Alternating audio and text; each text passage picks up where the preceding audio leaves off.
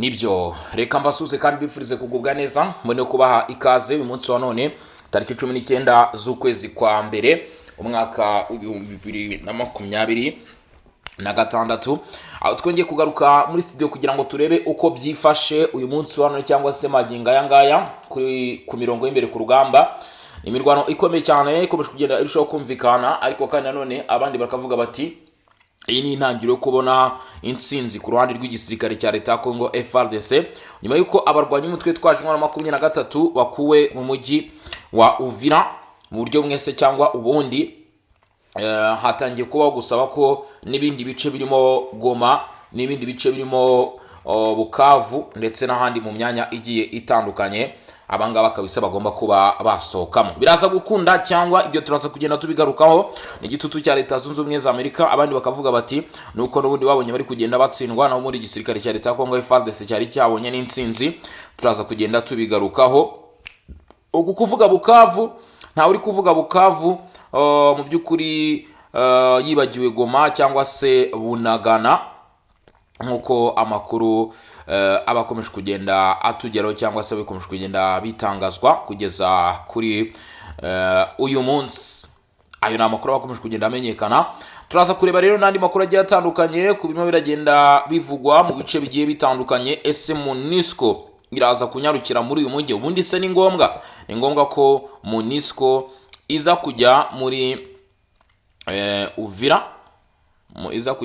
Uvira nkuko mwabantu mwe M23 yari yabisabye uwo bita Antonio Guterres ati tukimara kuva muri Uvira hajyemo MONUSCO. Nkwibutsa ko muri Kivu y'Amajyepfo ubu ngubu kugeza uyu munsi izi ngabo za MONUSCO ntabwo ibikorwa byabo bikihabarizwa. Biragoye ko mu by'ukuri wanahababona.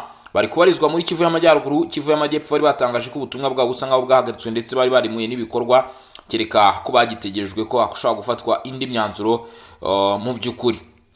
Ayo ni amakuru ugomba kuba wamenya cyangwa se nimwe mu byo ugomba kuba wasobanukirwa hano kuri front line cyangwa se ku mirongo y'imbere ku rugamba mwabantu mwe ukamenya uko byifashe. Amakuru yo ni menshi tuza kugenda tugarukaho, ari mpamvu musaba ko utaza kujya kure, ugomba kuva hano kuri Region Info ubashije gusobanukirwa, ubashije kumenya aho ibintu bihagaze. Wari Karema 23 ngo bagabweho ibitero bikomeye cyane by'indege za FARDC ziratwika zirangiza ngo kuko kugeza kuri ngubu M23 hano muri Waikare irimo irarira ayo kwarika. Ibitero by'indege za FARDC abe Sukhoi abe drone murabizi ko birindwa mubi ni bimwe mu bintu kugeza uyu munsi byagiye bishegesha umutwe wa 23 kuva by'umwariko mu kwezi kwa gatandatu ku mwaka ushize 2025 kugeza uyu munsi 2026 biracyabakomerera. Ni kimwe mu bintu biri kugora M23. Turaza kureba uko byari bimeze hano mu by'ukuri. Turareba kandi ingaruka zibikomeje kuba kubera umutekano muke ngo byibuze mu burasirazuba bwa Repubulika ya Demokarasi ya Kongo abagera kuri 200 barwaye indwara ya kolera.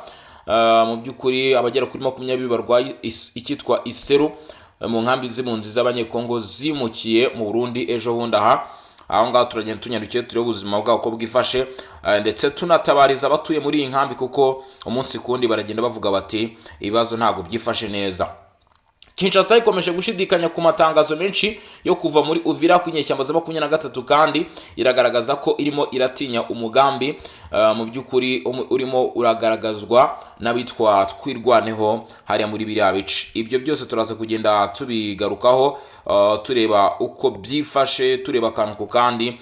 Icyo usabwa gusa ni ikintu kimwe, ni ukutajya kure mu by'ukuri ukareba uko mu by'ukuri babimeze. Repubulika ya Demokarasi ya Kongo ngo iki bakomeje kuvuga bati ibitero by'u Rwanda byahungabanyije inzira z'amahoro zari zarafashwe banyuze mu mutwe wa 23. Iyo nayo ni Repubulika ya Demokarasi ya Kongo yitwa Eva Baziba. Turaza kugenda tubigarukaho turebe ese koko byaba ari byo cyangwa hari n'andi makuru rero agiye atandukanye tuza kugenda tugarukaho. Icyo usabwa gusa no kutajya kure, kana subscribe cyangwa se sabone kuri Region Info ndetse no kuri Barore TV. Nimubyibagirwe kuri Barore TV, nimubyibagirwe gukandaho subscribe. Ikindi kandi nanone cy'ingenzi kandi cy'agaco gakomeye cyane nukuza kunyarukira muri group yacu ya WhatsApp naho tukareba uko byifashe mu by'ukuri kugeza kuri isa cyangwa se kugeza kuri uyu munsi hanyuma ibitekerezo byanyu, inyunganizi turaza kubisangira muri komenti, nicyo mu by'ukuri mbasaba cyangwa se nibyo nkomeje kugenda mbabwira. Hanyuma rero reka twinjiye mu makuru, nta gutinda nta guca ku ruhande. Mu by'ukuri turebe uko ibintu bihagaze kugeza kuri izi saha.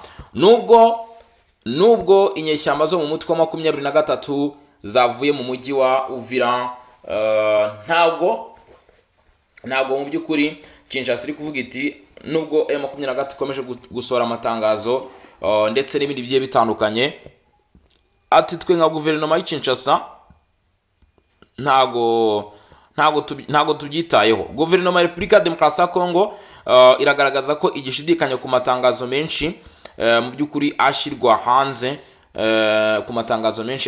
n'inyeshyamba za 23 bavuga ko bavuye mu mujyi wa Uvira muri Kivu y'Amajyepfo. Patrick Muyaya ibi nibyo yavuze, ndetse agaragaza ko ingamba zagiye zifatwa, hari ingamba ziri gufatwa kwamagana iki kintu cyo gutangaza amakuru atariyo, ngo bagamije kuyobya ibitekerezo by'umuryango mpuzamahanga wari warasabye ko inyeshyamba ziva muri ako gace hakurikijwe ibitekerezo mu by'ukuri byafashwe mbere y'uko amasezerano ya Washington yemezwa. Dukurikije ibyo Patrick Muyaya ari kuvuga, birashoboka cyane ko mu by'ukuri haba hari, ariko kandi nanone ari nako bikwiye kugera, no kuvuga ngo ntabwo M23 kabone n'ubwo yari uvemo nk'uko mwabonye ku mugaragaro hari bamwe mu basirikari basohotse. Kinshasa agombaga kugira impungenge, ntabwo bari buze gutyo ushaka kuza gutyo ugasanga inyeshyamba zaguteza icyo bita ambuscade. Ni nayo mpamvu rero Patrick Muyaya akomeza avuga ati ayashaka kuba ari amayeri akomeye cyane, ndetse avuga ati ibyo ngibyo akwiye ingamba zo kubihagarika bigasuzumwa cyane. Ni amagambo ya Patrick Muyaya. Ati rero turi maso cyane, mwumve ibyo Minisitiri w'Ubutegetsi bw'Igihugu Eva Baziba yavuze mbere ku bantu bacu bashaka gutaha kandi bagomba kuza, kuko hari abana bakeneye kujya ku ishuri, ariko hamwe n'ibi aya matangazo binyuma mu by'ukuri arimo guhisha ukuri kwahishuwe ejo. Ndatekereza ko mwese mwumvise raporo yatanzwe na Minisitiri w'itumanaho mu ntara ya Kivu y'Amajyepfo, aho ndetse mu by'ukuri bivuga ko bimwe mu bikoresho byari byanagenewe gukoresha ngo ikiswa kaburimbo ndetse no guisana ngo byasawe. Uyu rero ni Patrick Muyaya avuga ati hari ikibazo mwese murimo murabona, hari abantu benshi bahunze, hari ibibazo bihari, atariko bikarenga agasohoka amatangazo nk'aya ngaya agaragaza ukutizera ndetse no kugambira kuyobya amahanga. Ati ibyo rero birakwiye cyangwa se nibyo ko mu by'ukuri bihagarara. Ati nibyo ko bihagarara, ariko se kandi nanone wamungane. Patrick Muyaya aravuga ko kugeza uyu munsi hari ikibazo gikomeye cyane. Ati ubutabera bugomba gutangira gukora mu gihe gikwiye, amahoro maze akagaruka. Ati mu by'ukuri amahoro namara kuboneka, ati ubutabera bugomba gutangira gukora kugira ngo abaturage ba Kongo bahabwe uburenganzira bwabo. Uwo ni Patrick Muyaya, umuvugizi wa guverinoma ya Repubulika ya Demokarasi ya Kongo, akaba na Minisitiri w'itumanaho n'itangazamakuru, ndetse akaba yanunzemo. Ntago yagarukiye aho. Patrick Muyaya yavuze ko izi nyeshyamba zo mu mutwe wa 23 byanze bikunze zigomba no kuva mu mujyi wa Goma ndetse na Bukavu nyuma yo kuba basotse muri Uvira ndetse n'ibice bizabonagana. Bagomba kuba bagira iki, bagomba kuba babisezerera. Uwo ni umuvugizi wa guverinoma ya Repubulika Iharanira Demokarasi ya Kongo mwamwe Patrick Muyaya agaruka kuri iki kintu. Ati uko niko ibikorwa by'u Rwanda bimeze muri Repubulika ya Demokarasi ya Kongo, ntabwo ari iby'ibirombe gusa. Mwabonye ko Igoma, Bukavu, Uvira aho bajya hose mu by'ukuri ngo hatabura impfu n'ubusambo gusa, ahubwo banafata imodoka n'ibikoresho byambuka bijya hakurya. Uko byagenda kose nk'uko twabibabwiye, dufite uruhande rwa gisirikare, uruhande rwa diplomasi, kandi ikirenze byose uruhande rw'amategeko. Ndizera ko nyuma y'inzira zose z'amahoro hazabaho igihe tuzava muri ibi, ariko hazabaho n'igihe ubutabera bugomba gukurikizwa. Ubwo ngira ngo muri kumva uwo bita Patrick Muyaya rwose avuga ati ibi bintu muri kubona, iyi nkundura y'ibyo muri kubona n'ibindi byose mukomeje kugenda mubona, nibiramuka birangiye abantu bose mwagiye mubigiramo uruhare, atekere ko bitazasiga atari ko uwo bizasiga we ntabwo bizaba bimworeye kuko azerekezwa mu butabera. kugira ngo muragenda mumwumva kabisa agenda atanga amakuru agiye atandukanye cyangwa se agenda duha update. Reka tunyarukire ku Bufaransa turebe mu burasirazuba bwa Repubulika ya Demokarasi ya Kongo niho tuba tukiri n'ubundi. Ubufaransa bwavuze ko bwiteguye gutanga inkunga ku bijyanye no gufasha muri gahunda ya Togo. Murabisi ko tariki 17 Rome kuwa gatanu habaye ibiganiro bikomeye cyane byo gushimangira ndetse no gushaka uburyo bwo gukomeza amasezerano ariho. Ubufaransa rero ukavuga ati twebwe dushyigikiye inzira ya Rome mu rwego rwo kugira ngo hakomezeho gukangurira abafatanyabikorwa kwitabira ibikorwa bigiye bitandukanye. Katwumve Ubufaransa bwavuze ko bwashyigikiye inama yo ku rwego rwo hejuru ku guhuza ndetse no gushimangira inzira z'amahoro muri Repubulika ya Demokarasi ya Kongo yabaye kuwa gatanu tariki 13 Mutarama kugeza kuwa gatandatu tariki 17 Mutarama. Rome muri Togo ati nyamara izi ni inzira zikomeje ni ikintu gikomeje kwibandwaho. Yaba ya Washington yaba iya Doha, Ubufaransa bwagaragaje ko bushyigikiye iki gikorwa. Nimwibutsa ko ari inama yari hagari no bita Fueri Osuzumanya Sibe ndetse aho byagiye bigaragara. Iyi gahunda yahuje itsinda ry'abahuza bikorwa rigizwe n'abahuza ari abakuru b'ibihugu ba minisitiri w'ububanyi n'amahanga harimo nka Robert Dozier abayobozi b'umuryango igiye itandukanye SADC, EAC ndetse n'abandi bafatanyabikorwa. Ni kimwe mu bikorwa mpuzamahanga biherutse gukorwa mu rwego rwo guharanira amahoro mu burasirazuba bwa Repubulika Iharanira Demokarasi ya Kongo byo ku rwego ruhanitse. Minisitiri hano mu Bufaransa ndetse navuga ko ahagarariye inyungu z'Ubufaransa mu bihugu by'amahanga by'umwihariko mu Burayi, bamwita Jean Noel Barto yagize ati Rome muri Togo uyu munsi turimo gutegura inama mu guhuza ibikorwa byo kugarura amahoro mu karere k'ibiyaga bigari. Inkunga yacu irizewe kuri iki gikorwa cyakozwe hano muri Togo. Ubufaransa burasaba ko mu by'ukuri nihabaho ihungabana ry'ubukungu ati twakomeza kuba abafatanyabikorwa mu kwitabira gukemura iki kibazo dutanga ubutabazi. Ubwo n'Ubufaransa bwemeye kabisa gutanga uruhare rwabwo mu gushaka igisubizo kibazo bikomeje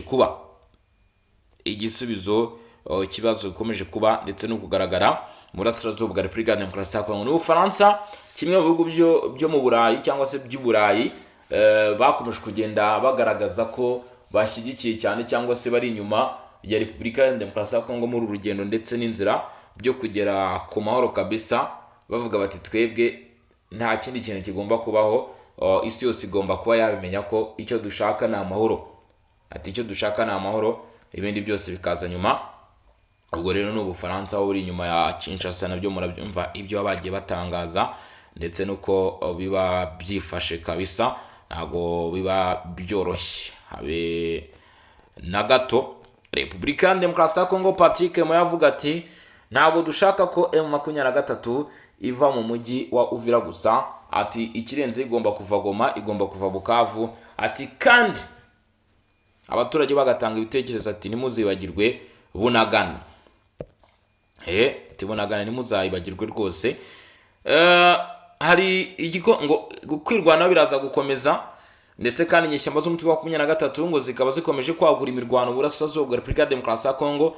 Ariko kandi kuba imirwano iri kuba ni kimwe ndetse bimaze no kuba byamenyerwa, ahubwo kugeza uyu munsi kitaraza kumenyerwa n'iki ni ingaruka biri kugira ku bikorwa by'abaturage. Ubutabazi bwabuze nk'uko biri kugaragazwa, ariko kandi ngo hakomeje gufatwa ingamba za diplomasi zigamije gushaka umuti w'iki kibazo. Eva Bazima Masudi ni minisitiri w'ubutegetsi bw'igihugu ndetse na minisitiri w'imbere n'ibikorwa by'ubutabazi yagiranye ikiganiro na mugenzi we ushinzwe itumanaho n'itangazamakuru Patrick Muyaya.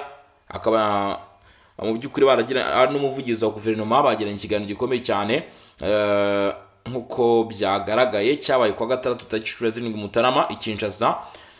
Hari ibyavuzwe re kandi ibi bibaye nyuma yuko bakubutse aho bita muri Tanzania bagakubuka i Burundi kujya kuganira kabisa ndetse no gusura uko impunzi zibayeho. ati twavuze ko bahunze imirwano n'impunzi, ariko ndagira ngo mbabwire ibi ngibi ni amagambo akomeye mugomba kuba mwamenya ku gihugu. Ku itariki ya mbere Ukuboza 2025 hamwe n'itsinda ry'abashinzwe ubutabazi hano twashyize ahagaragara imibare ihuriweho mu bijyanye n'ibiteganyijwe mu 2026. Ati ndavuga ku cya mbere, twafashe umwanzuro ko ukurikije uko ibintu bimeze muri Repubulika Iharanira Demokarasi ya Kongo, ari naho ikibazo kiri n'ingaruka. Hari ibintu bitatu bikomeye bitunguranye. Ati ikintu cya mbere gitunguranye ni intambara, ndetse ikintu cya kabiri gitunguranye ni icyorezo. Ati ni ukuvuga ko ubuzima by'ukuri mu kaga. Ikintu cya gatatu gishobora gutungurana n'ingaruka z'imihindagurikire y'ikirere. Ati ariko kugeza umunsi Repubulika Iharanira Demokarasi ya Kongo ifite ibibazo mu bijyanye no gutanga ubufasha, ari byo ibituruka ku ntambara, kuko mu by'ukuri ibindi byo turaza kubona ko bisa nkaho nyine n'ibisanzwe. Uyu rero akaba yatanze ikiganiro nawe nyuma yo kujya i Burundi, nyuma yo kujya Tanzania, akabona ubuzima abaturage bahunze imirwano kugeza uyu munsi babayeho. Nyuma yo kubikubita amaso akavuga ati mu by'ukuri hakenewe imbaraga nyinshi cyane, hakenewe ubufasha bwinshi cyane mu gufasha abantu baturage kugira ngo babashe kugira iki, babashe kuba babaho. Ngira ngo urabyumva ko ubutegetsi bwa Kinshasa bukomeje kugenda bukurikirana bureba ingaruka z'imirwano irimo iragenda iba. Murimo muragenda mubibona kabisa umunsi ku wundi tugenda tubivugaho cyangwa se tubigarukaho. Hanyuma rero uwitwa Albin Naku, uyu muramuzi ni wo muri PPRD yo muri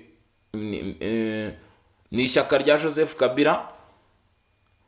Nk'uko biravuga ko rero yaba yatawe muri yombi, hari ibyo akurikiranweho. Reka twiyerekereze muri teritwari ya Walikale, ubwo turacyari hehe muri Kivu y'Amajyaruguru, turebe naho uko ibintu byifashe kabisa kugeza kuri izi saha cyangwa se kugeza kuri munota. Amwe mu makuru yaje kuba amenyekana, dore ko naho bitoroshye, ndaza kuvuga ko bitoroshye. Walikale ni muri Kivu y'Amajyaruguru, hakomeje kumvikana imirwano, urusaku rw'imbunda nto n'inini, ndetse n'umubare w'abaturage benshi cyane bagerageza guhunga bitewe n'imirwano iri kumvikana. Abarimo wazalendo bakomeje gushaka uburyo bwo kubona intsinzi ndetse no kugambira guhagarika ibirimo imirwano. 23 biravuga ko bari mu misozi igiye itandukanye mu Kasopo, ku mupaka uza Kisimba ndetse na Ikobo. Ni groupement hano muri teritwari ya Walikale niho hari kumvikana imirwano. Guhera ku munsi w'ejo bivuga ko hari ubwoba bukomeye cyane kugeza kuri tariki ya 19 Mutarama. Mu by'ukuri ngo ni situation iri guturuka cyangwa se mu bigaragara no ku rugamba rugikomeje. Nkuko amakuru aturuka aho bita Rusumambu abivuga, ibirometero 4 uvuye aho igitero cyabereye, ngo indege zitagira abadereve z'ingabo za Repubulika ya Demokarasi ya Kongo ziraye mu barwanyi ba 23 mu by'ukuri zirinura ahagana mu masaha ya saa 4 za mu gitondo. Ngo kuri uyu munsi kandi nibwo indege zahagurutse mu midugudu ikikije mu mujyi waberemo nyine iraswa. Ngo abaturage baje gukangurwa n'urusaku, mu by'ukuri abaturage bakanguwe n'urusaku rw'ibisasu byaterwaga ahangaha. Mwibutsa ko mu kwezi gushize ibi ni ibice byakomeje kugenda biramo imirwano ikaze cyane hagati ya 23 ndetse na coalition ya Kinshasa kuva mu ntangiriro za 2026. Iki ni cyo gitero cya mbere kigabwe n'indege hano muri Walikale ku birindiro by'umutwe w'inyeshyamba za 23. Mu by'ukuri ngira ngo urumva ukuntu biba bimeze cyangwa se ko biba bidasanzwe. Ni hehe? Ni muri teritwari ya Walikale, ntara Kivu y'Amajyaruguru yose kugeza uyu munsi. Nayo urabona ko imirwano isa nkaho yongeye kugaruka. Tumaze iminsi tuvuga imirwano mu teritwari ya Masisi, tumaze iminsi tuvuga imirwano rwose muri teritwari ya Masisi, tumaze iminsi tuvuga imirwano Walikale, tumaze iminsi tuvuga ukwegera ndetse no kugeza ibikoresho kwa 23 mu bice bisatira hano teritwari ya Rubero. Ibyo byose rero bikagaragaza iki? Ibyo byose bikagaragaza ko bishoboka ko hari imyiteguro y'imirwano, bishoboka ko hari urugamba rukomeye cyane rwaba rugiye kuba. Ariko igisirikare cya leta ya Kongo FARDC kikagaragaza ko kigize iki, kiri maso rero. Ubwo rero reka mbashimire cyane babwire ni mwakoze cyane kudukurikirana, babwire ni mwakoze cyane kubana natwe gushika kuri uyu munota aho muri mu mpande zigiye zitandukanye z'isi. Nizera ko tuza gusubira mu masaha ari imbere uko amasaha kugenda yicuma kabisa, ibisohoka byose cyangwa se biraho kumusha kugenda bimenyekana, update zose uraza kuzikurikirana hano, ndetse nshimira abantu mukomeje kuganda subscribe kuri Barore TV, n'abatarabikora namwe nizera ko mu masaha ari imbere mu byukuri muza kubikora. Reka rero mbabwire ni murakoze cyane, Imana n'imigisha ikomeze kugenda byibanira namwe, kandi mugire ubuzima bwiza. Ako kantu tugatindeho, harabo usanga bitameze neza mu byukuri bari mu bitaro, namwe tugomba gukomeza kubihanganisha kandi tunabasengera cyangwa se tubasabira ku Mana kugira ngo bize kumera neza. Abantu rero mudukurikiranye muri Afrika, mu bihugu bya Afrika bigiye bitandukanye, za Zimbabwe n'ahandi, Afrika y'Epfo, namwe ntabwo twigeze twibagirwa n'abari hanze ya Afrika, muri Leta Zunze Ubumwe za Amerika n'ahandi ku migabane igiye itandukanye. Tukomeje kubifuriza kugubwa neza ndetse no kuryoherwa n'umwaka mushya 2026. Reka rero mbabwire ni murakoze cyane, mukomeze kugira ibihe byiza. Genda rwose mu mutaramo cyane, Religion Info. Ciao ciao, hasta la vista.